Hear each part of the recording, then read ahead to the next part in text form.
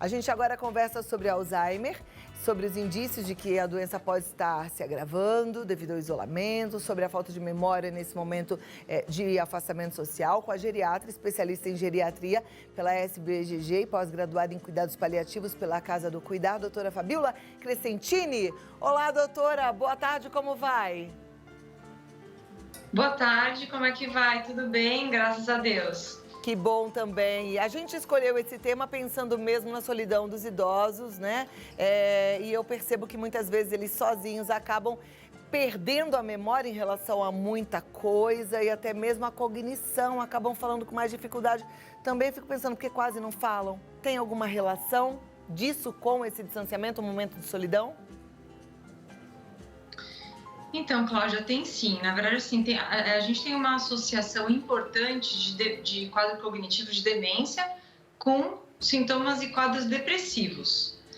Então, na verdade, sim, a pandemia, o isolamento, não é que ele piora a demência, mas ele pode associar quadros depressivos e que acabam piorando os sintomas de humor e os sintomas de comportamentais.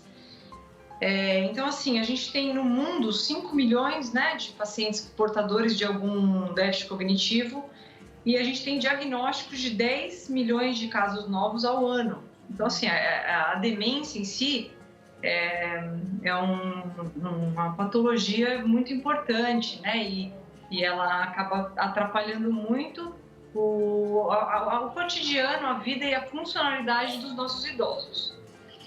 Esse quadro de isolamento que a gente está vivendo, que acabou, né, se perdurando aí um tempo mais prolongado, ela gera muita angústia, muita insegurança e muita agitação, né? Ela dá até uma certa sensação de pânico nas pessoas. E isso é que eu estou ouvindo muito, né? Muitas queixas dos pacientes, ela está associada a essas condições. Tá. Eu fico preocupada porque muitas vezes eu vejo idosos confundindo o fato de não poderem sair de casa porque já estão mais idosos, porque os filhos não estão permitindo por conta das dificuldades que eles têm, com a pandemia. Por mais que eles expliquem, né? Não, tá tudo certo contigo, é porque agora não é só você que não sai de casa, ninguém pode sair de casa. Para eles existe uma dificuldade maior de compreender isso. Existe um jeito certo para tratar esse assunto com o idoso? Na verdade, eu acho que a conscientização é a melhor coisa, né? Só que quando a gente está falando com idosos demenciados ou com algum problema cognitivo, a gente perde um pouco essa viabilidade, né? Muitas vezes. Porque o idoso tem uma dificuldade de memória. Então, de forma que se você vai explicar, pode ser que ele não se lembre que você explicou. E as razões pelas quais ele tem que ficar em casa. Então, ele não se lembra que ele tem que ficar em casa. O perigo maior aí é que o idoso ele acaba não lembrando que ele tem que higienizar as mãos, ele tem dificuldade de expressar os sintomas que ele está sentindo. Então, tudo isso atrapalha e dificulta o manejo no paciente com alguma síndrome demencial.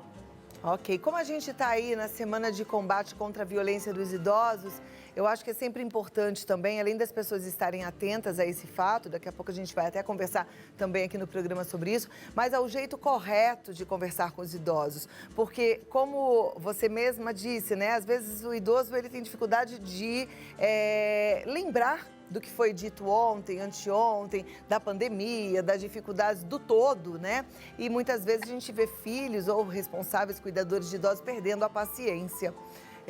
Essa paciência é importante, né? É muita paciência. Porque assim, Glaucia, a gente tem que entender que a gente tem diversos tipos de idosos. A gente tem uma faixa etária muito ampla no ser idoso, né? Acima de 60 anos é idoso. Mas o idoso de 60 anos é diferente do idoso nonagenário.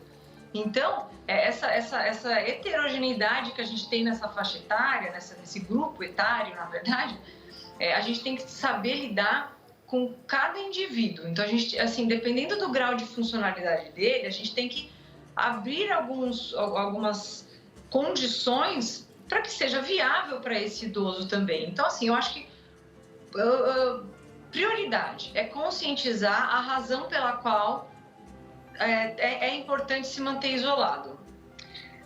Dar condições para que esse idoso não se sinta isolado, porque estar isolado é diferente da condição de se sentir isolado.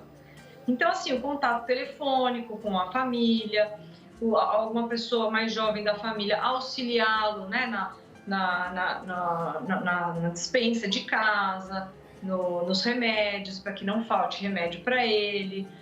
Proporcionar que esse idoso ajude nas tarefas de casa, né, à medida do possível, dependendo do grau de funcionalidade de cada um.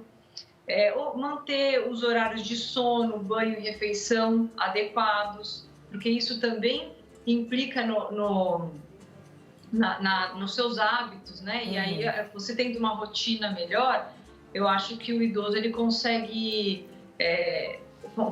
levar o dia a dia de uma forma mais tranquila,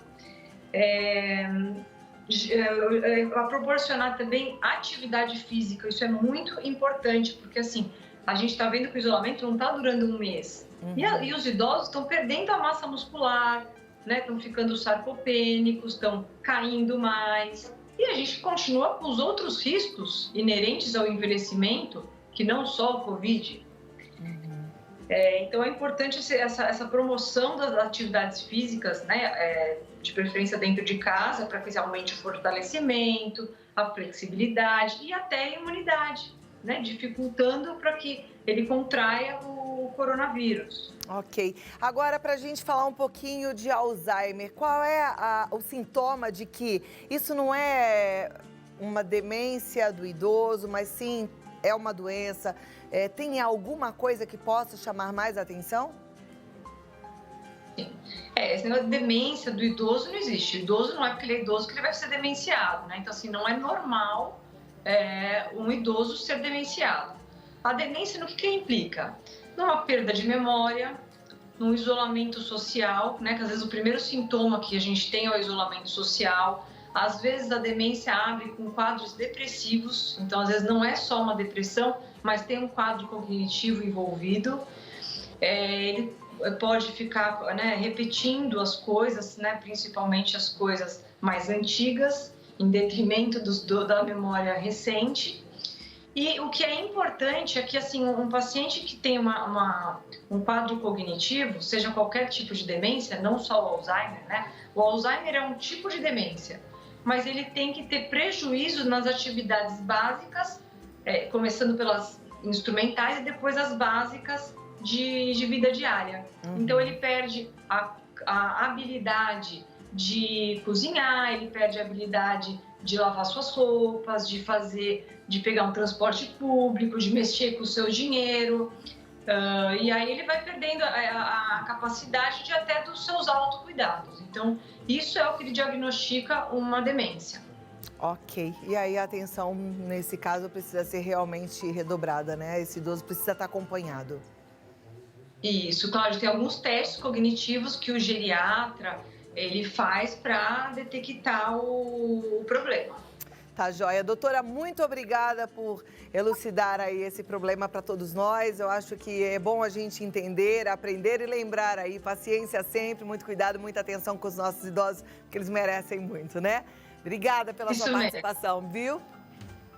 Obrigada, Cláudia. Tchau, tchau. Tchau, tchau. Doutora Fabíola Crescentini, ela está no www.homedoctor.com.br e o Instagram é Home Doctor Brasil. Você pode entrar lá e aproveitar aí esse momento para usar a telemedicina, tá? Quando eu falo de demência do idoso, eu queria falar demência senil, né? E a gente realmente sabe que existem aí várias formas e a gente precisa estar atento. Vamos cuidar dos idosos com muito amor, com muito carinho.